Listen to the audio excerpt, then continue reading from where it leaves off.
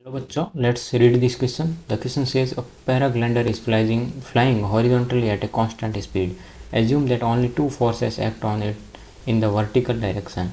Its weight and a vertical lift force exerted on its wings by the air. The lift force has a magnitude of 1800 Newton. If the lift force should suddenly decrease to 1200 Newton, what would be the vertical acceleration of the glider? For question take the upward direction to the positive y direction.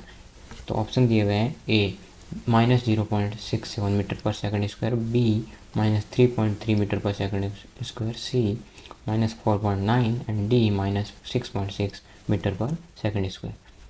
तो key concept लिखते हैं। Key concept तो acceleration of paraglider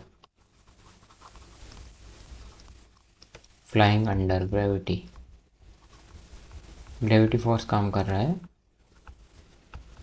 तो उसके लिए flying under gravity लिख देते हैं।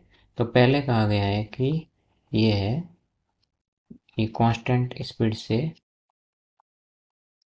हॉरिजॉन्टली जा रहा है, ये प्लस वाई डायरेक्शन है।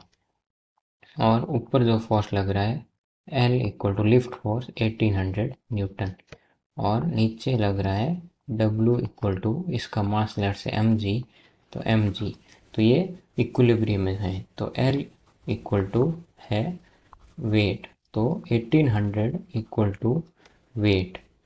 वेट कितना है? वेट है लेट से mg, तो m into 9.8 metre per second square. तो यहाँ से जो m की वैल्यू आएगी वो आ जाएगी 183.6 kg। ये हो गया m।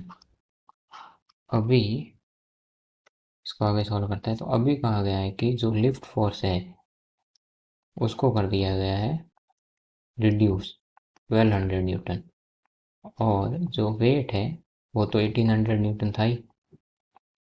तो अब एक्सेलरेशन पूछा गया, तो ये प्लस वाई डायरेक्शन है, तो एक्सेलरेशन लेट से वर्टिकली होगा, ये ए है, तो 1200 माइनस 1800 इक्वल टू आ गया m a, equal to m की वैल्यू आई 183.6 इंटू ए, तो यहाँ से ए की वैल्यू आएगी वो आएगी minus of 600 divided by 183.6।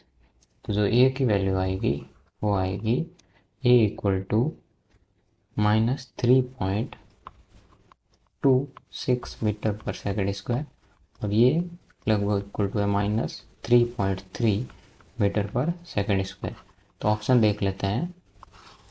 So the correct answer is option B. Hope you understood it. Best of luck.